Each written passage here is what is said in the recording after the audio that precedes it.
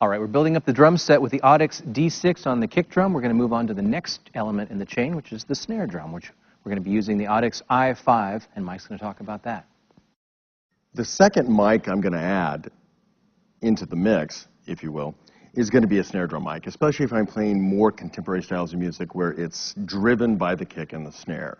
If I'm in a smaller venue where I may not need the overheads, this is going to be my setup, kick and snare. I use the i5, and it's positioned, you can see, it's pointing towards the center of the drum. And what this is going to do is accentuate the fundamental pitch of the drum and minimize the ring that comes from the edge of the snare drum. This is what it sounds like.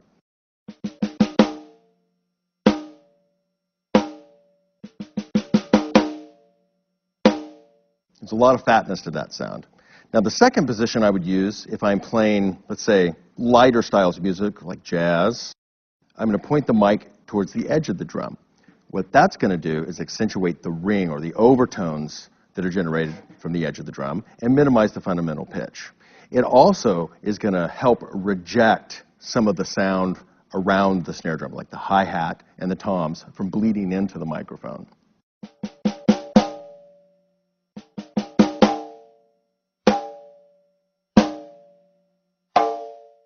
You can hear it's a lot brighter and ringier sound.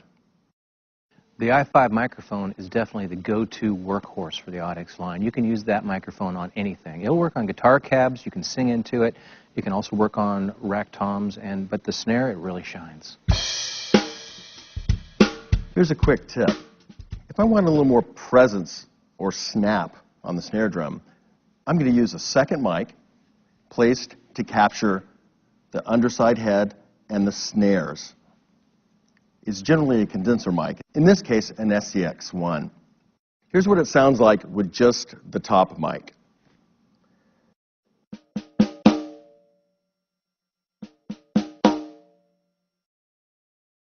Here's what the bottom mic alone sounds like.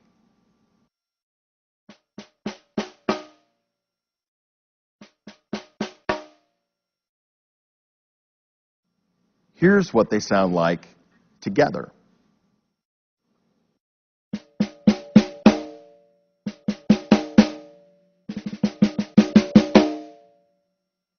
Generally, the phase is flipped on the bottom mic.